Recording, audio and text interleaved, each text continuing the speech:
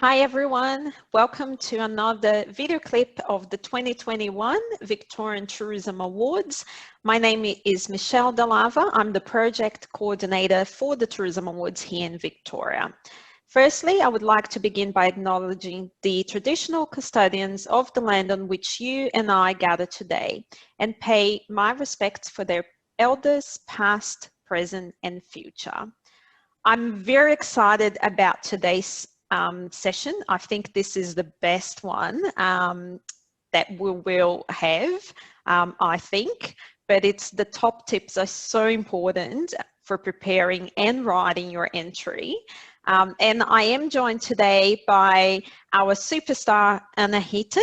I will let Anna you introduce yourself and just talk a little bit about your experience with the Tourism Awards.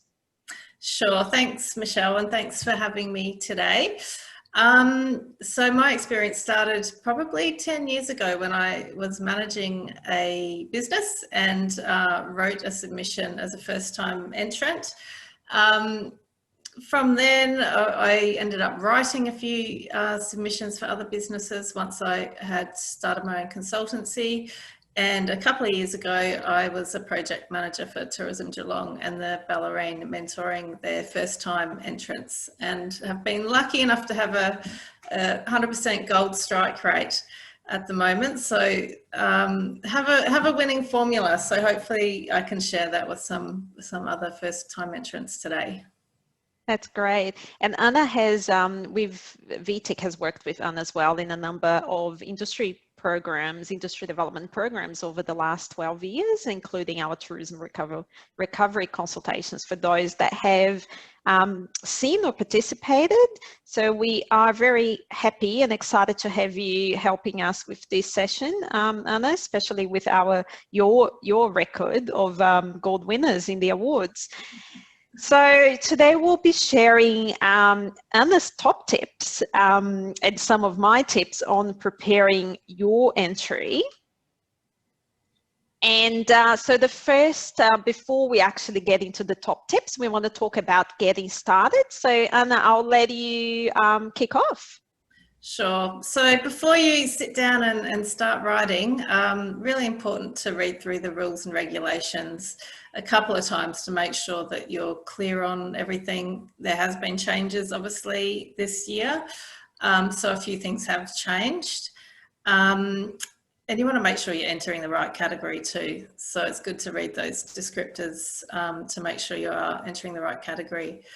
A lot of people forget to nominate or leave it right till the last minute. So just make sure you get your nomination in by the 4th of June, which is in a couple of weeks. Next Friday. And yeah, that's a good point. And that you cannot submit your entry unless you've actually gone through and have nominated online, and the nomination process is very quickly. It's like 5 minutes, so make sure you do that before you actually even get started on your submission, because if you haven't nominated, you won't be allowed to submit an entry, which is due on the 31st of August. Yeah, excellent. It might sound really obvious, but it's good to work on that submission offline. I was just telling Michelle, I've had entrants with different people writing, and then different versions, and things can get mixed up and confused. So you just want to be careful that you're working on the same document and that it is saved and backed up or in the cloud, and that you're not going to lose it. One of the most important things I think before you get started writing is to sit down and hold a brainstorm session, and that's what I do with my clients that I'm helping out. So we'll get the questions, we'll get the judges' tips and my own tips, and we sit there and go through every question and brainstorm every possible thing that could go in that answer. Especially if you work in a big company, there's different people working in different departments, and not necessarily one person is going to have all the answers. So that would be my first tip, to have that brainstorm session and then start writing once you've got all those dot points. timing is really important too. It is a big process, and it does take a lot of time, and it's a good idea to plan out a monthly or weekly schedule at this point, working backwards from when the submission is due. You'd want to start uploading preferably a week before it is due, just in case there's any issues, and so you don't have to rush. So you want to have your final draft a couple of weeks before that, and then sort of work backwards, and you might find at this point you've only got a couple of weeks per section before we're at the end and it's due. Yeah, and that's a really good point, because we do the judges do notice when a business have actually really had the time and really thought through all the questions and have done it over a period of time, compared to those that have tried to put all the answers together in the last 2 weeks before the deadline. It's so noticeable and clear. So just make sure, as Anna said, that you factor time in your calendar, and it's a non-negotiable time, because it's also quite easy to push that or to cancel in 1 week because something else has come up. And if you do that once, you will continue to do that for a number of weeks. And again, you will get to that stage where you the deadline is due very soon and you haven't done much work on it. Yeah, by this point, I would be looking to have the first section completed in the next week or so. So, yes, don't hold back. Get started now. And lastly, on this slide, your submission can only include the activities and things that you've implemented during the qualifying period, which this year is for the past 2 years. Except for question 1, when you talk about the history and the nature of the business in the introduction, you can obviously talk about the entire history of the business. Okay, change slides.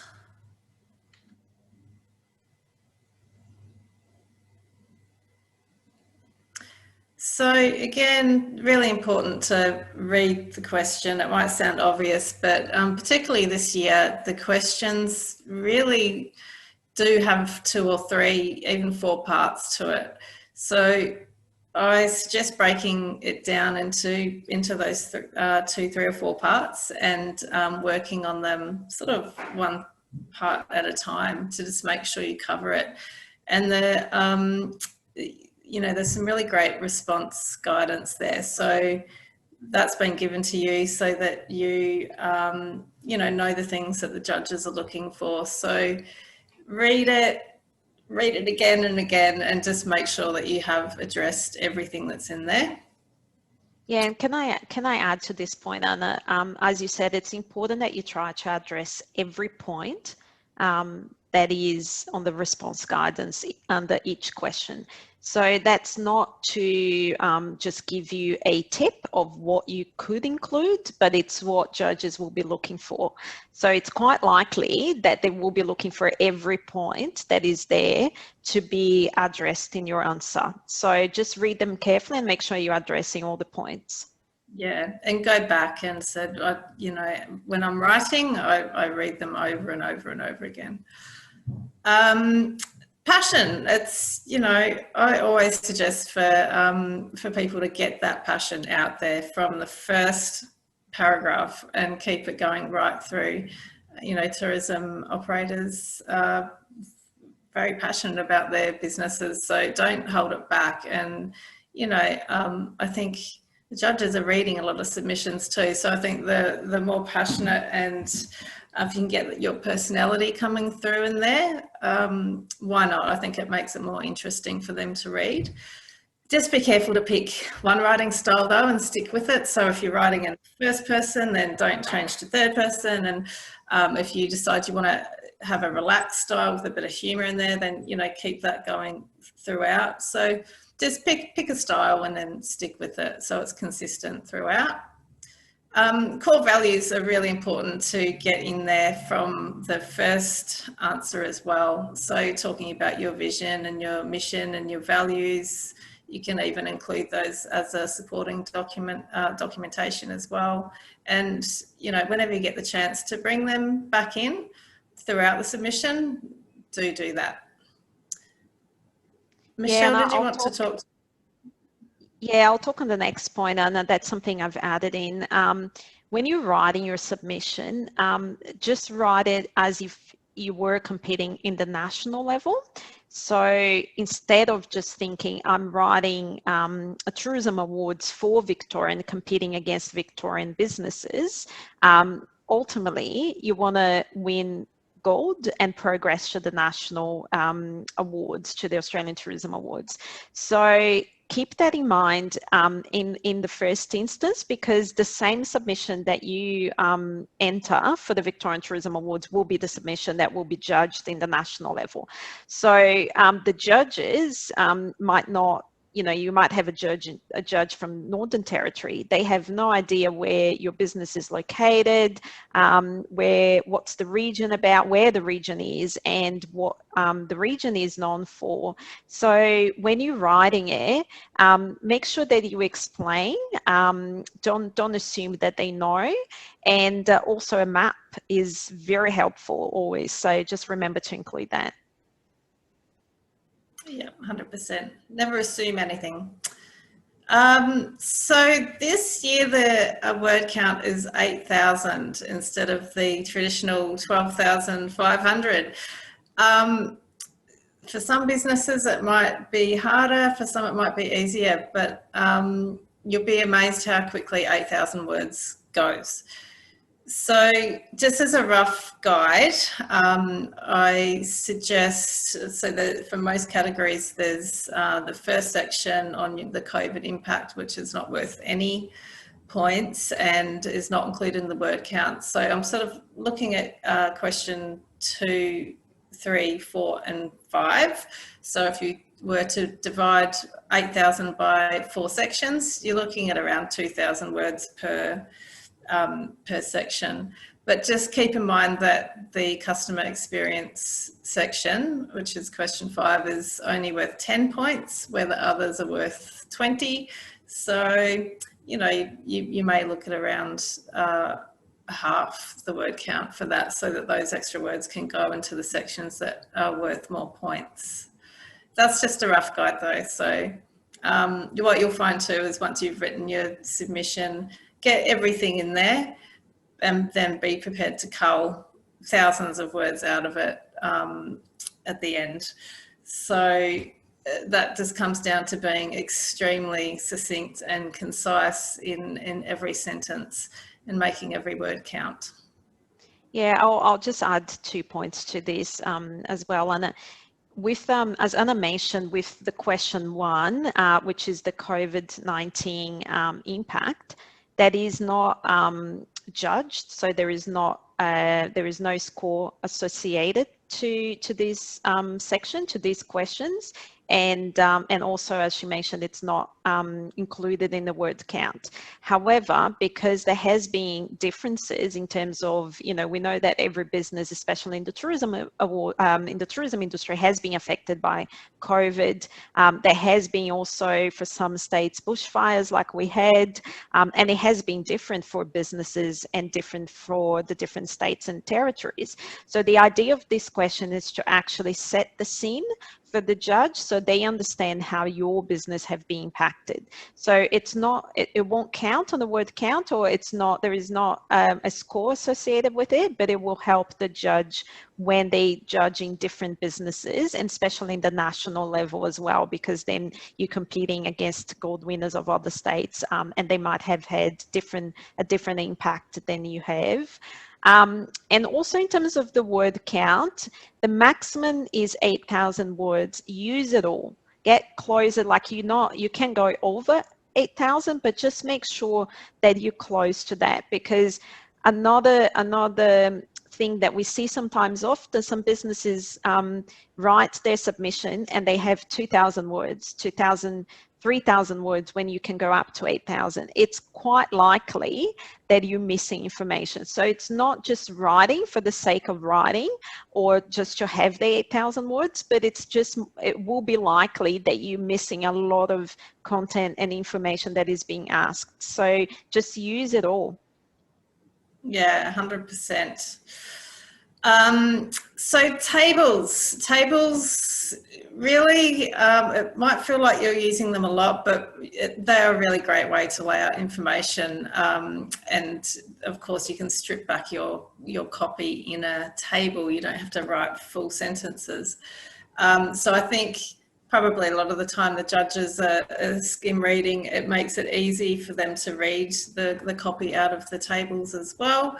And it really lays it out, you know, in an easy way. So don't hold back, use as many tables as you can, really. So images, graphs, charts, infographics, you can use up to 25 of these, and they're a really great way to break up the copy and back up the data, back up the information that you're trying to get across. You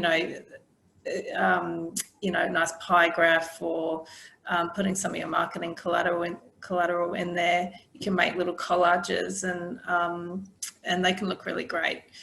But you want them to back up the information so that that it is supporting your answer. Captions need to be a maximum of 6 words, and I think Michelle, you had a comment on the last point here. Yeah, absolutely. And I think just before I talk about the last point, just remember that yes, captions are a maximum of 6 words. Anything above that starts counting. As well as tables. So the information within tables are included in the word count. So as Anna said, it's a great way of displaying information to make it easier, especially for in terms of graphs. When you're talking about results, you might want to use a graph or a chart to explain. But just remember, you do not write a lot of text within an image. And to my last point, you know, as a good rule of thumb, if you remove the image or the graph, chart, or whatever it is that you use in terms of visual, will the written word still provide the answer? So, and what we're trying to say here is any image used is there to support your answer. So if you don't introduce anything new with your image. So the judges will look at the image and they want to see the connection to your answer. Where in your written answer have you actually addressed what's in your image? So the image is an example, is to support, is to bring that visual element to it, but it's not to introduce anything new. If that happens, it's not even going to count, and they will know. So they're reading your answer, and they just want to see that visual aspect in terms of support, not introducing. Again, you can use collage, but don't put text, because you want to use that as a way of saving your word count. Don't put lots of text within your image, because again, that's not the way to use it. As per my last point, in terms of the word count, use all the images. You can use up to 25, so use them all. Like, don't you know, we see sometimes 10 images only. I'm sure you would have lots more that you can be showing, whether it's images of your business, of visitors engaging, of staff, or just again graphs and charts in terms of results. Use them all. Yeah, they can also be screen grabs of social media posts, you know, TripAdvisor reviews. So there's lots of creative ways you can use those. Yeah, good point. So the business documents, now's a good time to think about what you might be missing, because you will be referring to all of your business plans, OH&S, risk management, staff training documents. So you will also have to show those at the site visit. So there's still time to, you know, to sit down and work on those documents and make sure they're all up to date for when the judge comes to visit you. And I think, as Michelle said, it's a good idea to save all of those documents together. Also, just going back to the last point on the supporting documentation, a little tip to go back when I'm writing a submission. As I go through, I'll think, right, that will be a great spot to insert a customer testimonial. So again, for those, I would start a folder for the supporting document, supporting images, and a folder for the documents that you will need to show at the judge's visit. Yeah, that's great. And in terms of the business documents as well, as Anna said, if you don't have you know, your plans, you have some areas that are still missing in your business, this is the opportunity. So the Tourism Awards, and we always say it's more than just entering and winning an award. So that's really a bypass product of entering the Victorian Tourism Awards. So really, it is an opportunity which most tourism businesses, especially because we are small businesses, don't have. It's to take the time to review what you have done in the past year, or in this case, for this year's awards, the past 2 years. So make sure that you're using that process to start creating these procedures and plans for your business if you don't have one. There's also a new element to the Tourism Awards, which has been added in 2019, which is the business standards. So if you are an accredited business, you don't have to complete that because you've gone through the process. But if you're not accredited, then you need to complete the business standards section. And what it is really just to make sure that as an entrant of the awards, you meet minimum business standards. That's what's telling us. So although that's not judged by our judges, we do have our accreditation officer that will go through your answers to make sure that you do meet minimum business standards. And in that process, you will also be asked to provide these plans, and if you don't have one, it gives you templates to create one, or will ask you to answer a number of questions. So as Anna said, throughout the process, whether it is when you writing or answering the business standards section, or writing the answers for your entry, you will be asked and you will be referring to this. And it's also a great opportunity for your business to put this in place if you haven't yet done so. So do it, and yes, save all the documents. And Anna, just on the saving documents, we had a discussion before we start recording this about, Anna had a client before that lost. So as we mentioned before, we encourage people, we suggest that you work on your submission offline, just because it's a lot easier than doing it through the portal and changing all your answers all the time. But work on it offline on a Word document. And you had a client that actually ended up losing that document, which had, you know, your feedback. So it might sound common sense, but again, you know, have a folder for your tourism awards, save the working document for your answers for your submission. And as I'm sure you will have different versions. It could, again, might sound common sense, but just make sure you label it properly, which version you are. So when you have the final document, you upload the correct one rather than a version 4 when you're now on 10. Yeah, it happens, and especially when there's more than one person working on the document. So I almost delete older ones and just make sure that there's that one that you know that it's backed up, you're not going to lose it. But yeah, you'd be surprised. It happens. It does.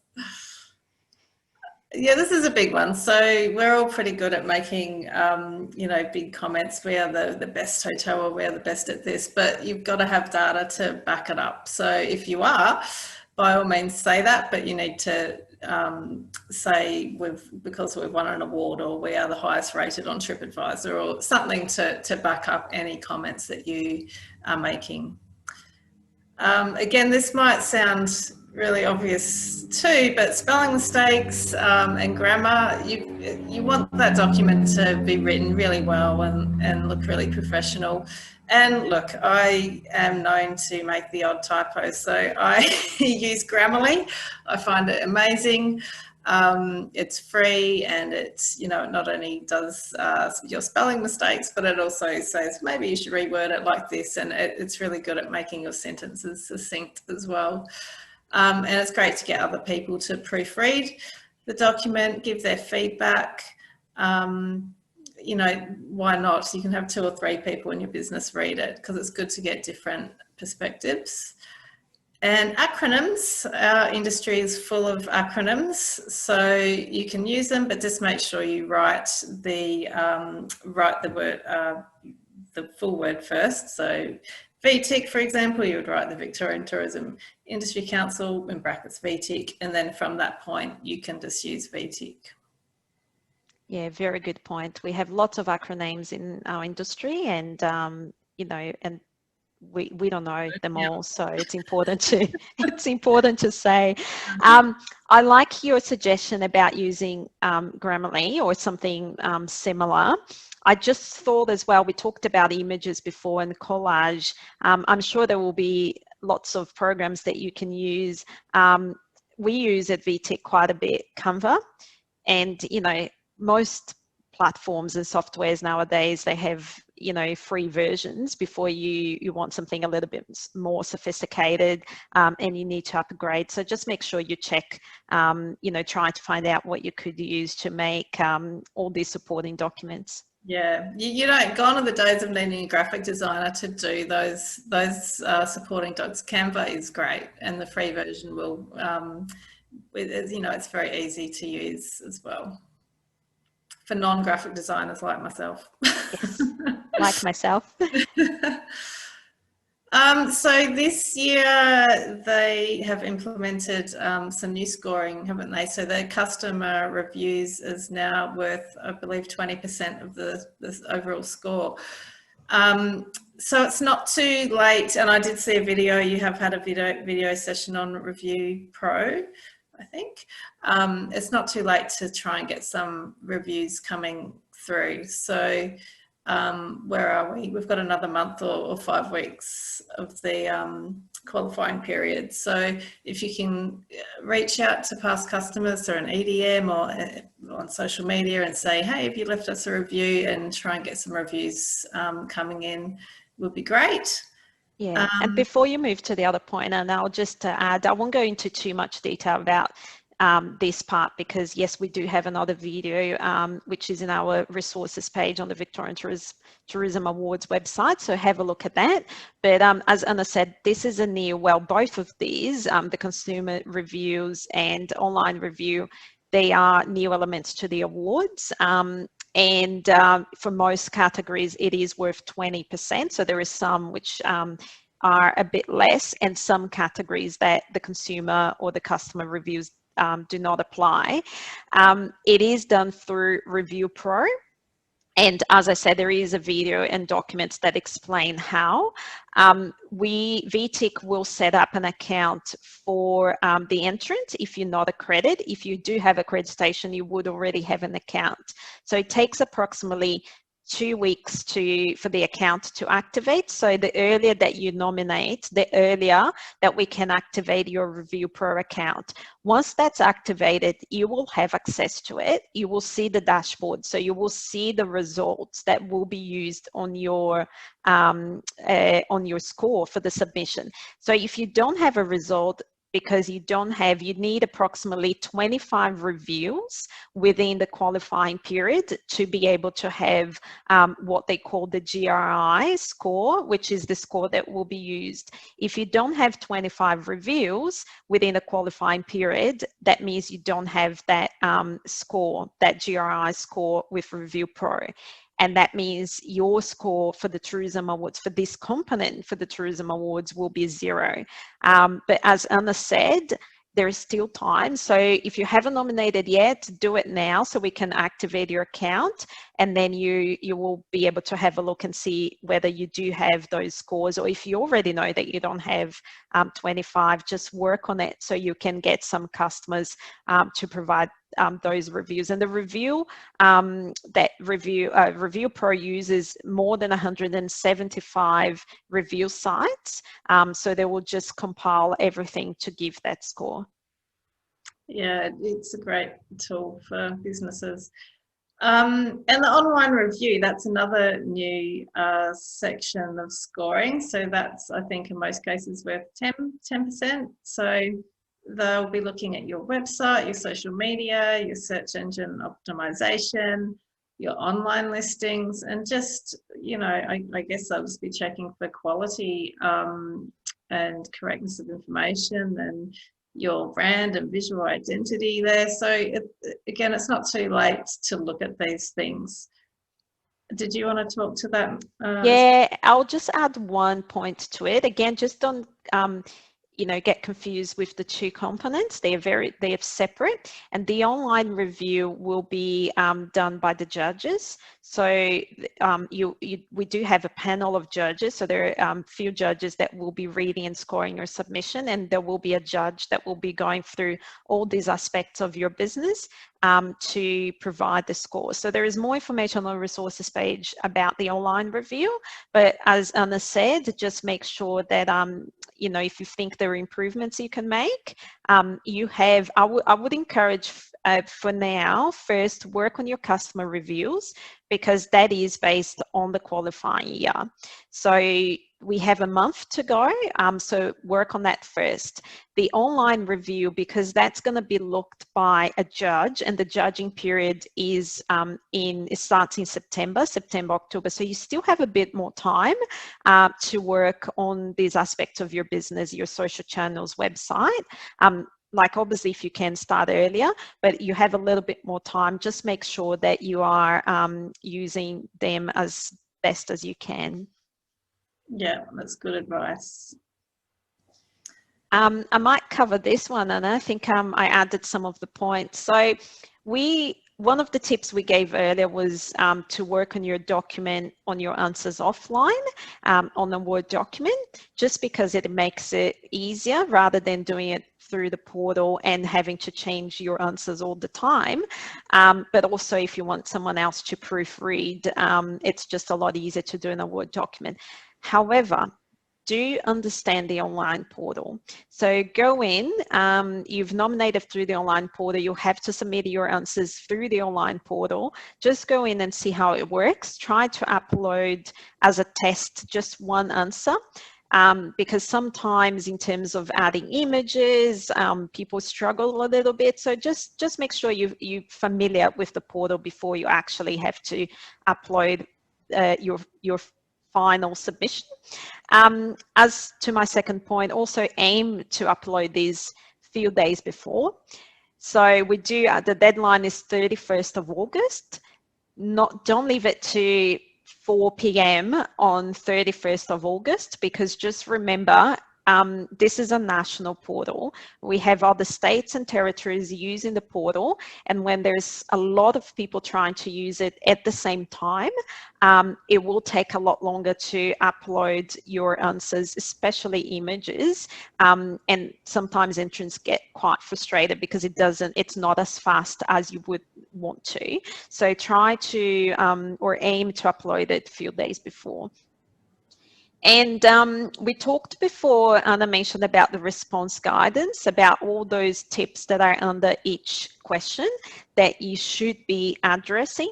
But just keep this in mind. A good response will talk about the what have you implemented. So this year you have the option of talking about what you've implemented to attract or grow, and or what you've implemented to survive and recover from the year that we've had. So talk about the what, why, what was your aim, what's your strategy behind what you have implemented, and very importantly, the results. So we've mentioned this before, you know, it's easy to just claim, but the judges want to see results and measured results when possible. So again, use data, testimonials, examples, anything that you can back up your comment. So what, why, and results. Yeah, 100%. With the portal, I really would be suggesting people start at least on the Monday, start uploading if it's due on the Friday, because it probably will take a couple of days of uploading just to get the copy in there, but then you've got to decide where you want your supporting image infographics and what have you. And yeah, it can be very stressful if you leave it to the last minute. So just start on the Monday at least, if not the week before. And with the results, absolutely, you know, you want to be talking about percentages and making everything's your social media engagement grew by X%. So everything does need to be quantified. Great. And I actually had a few more to finish, Anna, and this is sort of taking a step back, and it's not part of the submission, so, but it's important, and I just wanted to add as a top tips as well. So one, nomination. When you're nominating, it asks you, so you would all have created an account within the online portal. So you have your business name and details as you set up your account. Then you go through nominating for a category. In that process, and have a look at our document, step-by-step guide to nominate and our video, but in that process, you will be asked to enter your business, event, obviously if you're entering one of the events category, or product name. These can be the same as your business name, but not always necessarily. So for instance, if VTIC wanted, as a business, wanted to enter the Melbourne Tourism Leadership Program, MTILP, in the training and education category, we wouldn't be entering VTIC. VTIC as a business would be entering the Melbourne Tourism Leadership Program. So in this field, I want to write Melbourne Tourism Leadership Program because this is the name, pay attention, that will appear on your trophy, on announcements, on the printed program. It does say when you're answering, when you're completing this field, but we see it every year. Business do not read the full sentence or miss that point and just write their business name, but it's not what they wanted to appear in the announcements and trophies. So just really make sure that you have the right name or the right product name, whatever you enter into the awards correctly in this field. Then the next step is the media and promotional. So when you're completing the different sections of the awards, of your submission, there is an area that says media and promotional. So in this field, it will ask you to provide a 100-word description of your business and product. Again, like my point before, this is the blurb that will be used for announcements, for promotional material. So make sure that you're writing, whatever you're writing is what they want to talk about or refer or announce, and excite the reader. So we want something that, you know, businesses will then, or people will then want to find out more about your business. And write in third person, because whoever is announcing, it's not going to be yourself announcing your business. So write in third person. Supporting images. So in this area, you will be asked to upload 10 supporting images. That's 2 hero images and 8 additional ones. Use high quality pictures only, because if we have media wanting to feature you, they cannot work with images that are not high res. Also for the gala ceremony, if we need your images, if you're a winner, and we do need high res images, so make sure you only use high quality images. Choose images that best represent your business and show a range of services and experiences. And if possible, include images with visitors and your staff, because everyone loves to see that. So just a few points. None of these, in terms of the information that is provided on the media and promotional section, are judged. But again, you just want to provide the best, because that's what's going to be used for announcements and media. And lastly, check our resources page on the Victorian Tourism Awards website. We already have some documents there, but there will be more that will be added along the way. So just keep referring back to the website and checking our resources. Anna, I think we've finished our slides, and I know we talked about a lot of tips, which would be helpful for anyone, whether you're a past entrant or not. I actually forgot to add, if you're a past entrant, do not forget about your judges' feedback from previous years. Yeah, so use that. So refer back, I think, when in that initial stage when you're brainstorming, just gather the feedback from the judges for your previous entries, and just make sure you're referring back to that.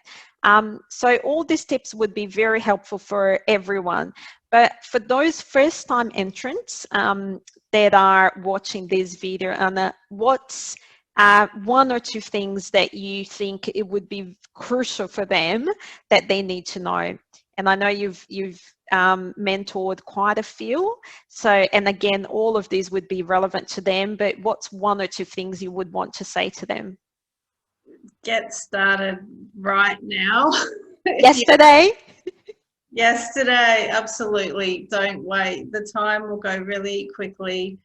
You can spend up to 150 hours on a submission, and that goes very quickly when you're also doing other things in your business. So I would get started right now and make that plan it out to the T, so that you can be uploading that document a week or so before it's due.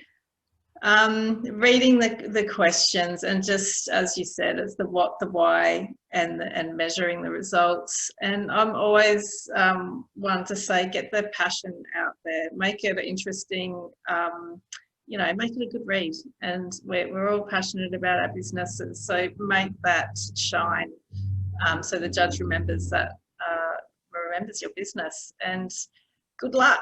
It's not an easy process, but it is extremely valuable, and it does force you to sort of look inwards at your business when we don't often get time to do that. Absolutely.